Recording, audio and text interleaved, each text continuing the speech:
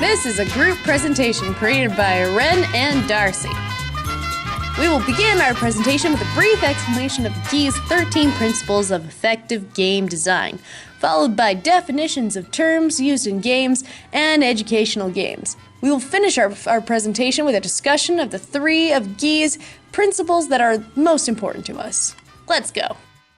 In GEE's principle of learning, he covers 13 principles of good gaming, divided by 3 subcategories: empower learners, problem-based learners, and deep understanding. These categories all have specific principles that align with their overall themes. Empower the learner. Nobody learns anything unless they choose to do it, and they feel like what they are learning will matter. Problem-based learners. School today is more about learning facts than solving problems. Deep understanding. When learners use facts to solve problems, they will internalize the concepts, will be able to use the skills for the rest of their lives. Now let's look at some of the terms that go along with empowering the learner. Agency. Players have control over the gaming environment. Customize. Games usually offer a level of customization so that users can play and succeed at their own competency level. Identity. Players build a sense of identity throughout the game, either through direct input or an on-screen character they inherit. Manipulation. When humans feel they can manipulate things in a very fine way, they feel that their body has gone into that space. Rock Band really does feel like you're playing a guitar. Well-sequenced problems. The gaming environment contains problems that naturally lead into one another, allowing a player's mastery to grow and evolve. And you can find this pleasantly frustrating. The game should frustrate the student enough to challenge them, but easy enough that they can believe they can overcome the problems faced. Cycle of expertise. Games offer a problem that challenges students' assumed expertise, and they practice until mastery. Once the skill is mastered, a new problem is introduced where the learner must build and extend the skill in order to solve a new problem. Just in time and on demand. Players receive information as they need it, not before, which teaches them patience and perseverance, and improves critical thinking abilities. Fish tank. Problems start easy with few steps and variables, and complexity are added as skills increase. Sandbox. A safe place where the student can explore and experiment in a safe place. Skills under strategies. A way to drill but not kill, where skills are practiced in fun ways. Deep understanding to internalize concepts. System thinking. Make players think in a bigger picture, not just individual actions taken, helping them see how the pieces fit and can be fitted together. Situated meanings. Students can learn vocabulary words by experiencing them within the game situation. Now let's take a look at what is game-based learning. Game-based learning is a type of gameplay that has defined learning outcomes. Generally, game-based learning is designed to balance subject matter with gameplay and the ability of the player to retain and apply said subject matter to the real world. Now, gamification describes the process of applying game-related principles, particularly those relating to user experience and engagement, to non-game contexts such as education.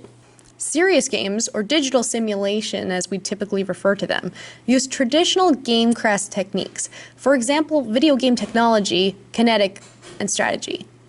Around serious concepts such as business, education, environmental, or social issues. As an example, they can be used to bring to life powerful stories around IT concepts such as cloud, virtualization, ITIL, DevOps, and more, for the purpose of awareness, education, and marketing. Now, simulations are real and immersive games which offer an experimental education experience. Simulations place people in a risk-free environment which supports their engagement in an authentic experience which contextually demonstrates benefits and consequences. So 5 of the 13 principles that really stood out to us were the customization principle. For me in particularly, Silent Hill. It's a shooter or an RPG. Adjusting difficulties and allowing learners to choose what they want to do out of the experience of the game. So Silent Hill, you really get to choose. Do you want to have a shooter thrill 'em up? Or would you like to go deep into the story and kind of get deep into a psychological thriller? This is the same with Red Dead Redemption and Skyrim. Red Dead Redemption having you choose the path you want to take. Are you the bad guy of John Marsden or the good guy? You make your pick. The customization stood out for Darcy as well, as we like to change as the game goes. For example, in war simulation games, there can be detailed methods to control each battle. We would call this action. But the more we play, the more we get in the overall strategy for the war and let the AI determine the result of each battle. When first learning the game, the computer sets out to be easy, so that you win some battles, and you can use your assets before just being destroyed by the computer. As we improve, we increase the intelligence of the computer. There's also a lot of overlapping concepts, for instance. Manipulation of the game and customizing the game overlap quite a bit. The identity principle. Questioning your learning and relevancy. Who am I, and how does this benefit me? Games form a clear background and sense of who you are and who you're gonna be. Great example of this is Red Dead or in Final Fantasy. Sequencing is really important to the identity principle also. In education, this is very similar to scaffolding. Well-ordered problems that are solved, experimenting, and exploring do get you to a state of flow. This is very evident in computer coding. You work on one little problem at a time. Get things working, experiment with the code in different situations, and keep adding functionality. This also brings in pleasantly frustrating too. You see progress and do not feel like you're just spinning your wheels. This is also similar to the sandbox principle. We explore the virtual world and discover the physics of the world.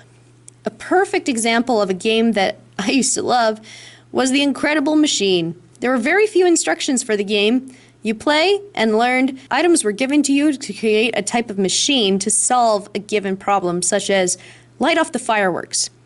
It was a sandbox where you had to experiment with different strategies. As the game progresses, there are more steps required to complete the task. There were also many different solutions possible. Some theories on a solution turn out to be dead ends, and when you have to experiment and come to a conclusion that what you intend on doing is not possible. The idea of levels is akin to a spiral curriculum. You learn a skill, and in a future problem you will have to expand that skill. For example, shooting a projectile straight up to hit an object. At a later stage, the projectile may need to be deflected to shoot at an angle, so that a projectile not only goes vertically, but also horizontally. So this point can be shown to tie in a sequence that is pleasantly frustrating, that uses a cycle of expertise, developing skills under strategies, all learned through problem solving in the sandbox. And for another personal favorite, The Witcher. A lot of RPG games have a sort of practice section, where you can practice a new skill as you learn it. For instance, getting better with your sword play, you would play with a learned master. Another principle that really stood out to me in regards to my own experience in education was customization. This was primarily based on my experience with math. I felt stuck with final answers and constantly second-guessing myself that math principles and concept rules seemed either too stiff with some exceptions or fluid with exceptions.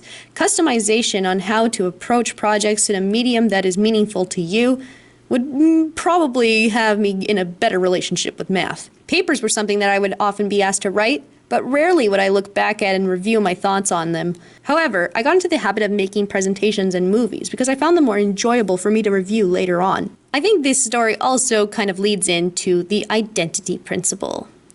And let me tell you the story of the UBC Karna Bridge. So, how does this apply to me? Why do I need to know about physics when I'm going to grow up and be an artist? Little did I know, at the same time many years later, I would graduate from Emily Carr University of Art and Design with a major in sculpture. And 1 year at school, I turn on the news and see this. A movie prop or an elaborate prank? The mystery of the car found dangling from the Millwood Bridge. Now, while I eagerly awaited the name of the new avant-garde contemporary artist, potentially Coombs, this came up on the screen. Now, to many, this was just a UBC practical joke, but I looked at this as a compelling piece of contemporary art. I looked closely at bringing my own sculptures into more precarious situations, pushed sets and camera angles, and it took something that was my greatest fear, math. I didn't know math could benefit me in this way. Looking at a variety of perspectives of learning probably would have made me more open to math, and maybe even the art behind it. Parabola, parabola, parabola, parabola.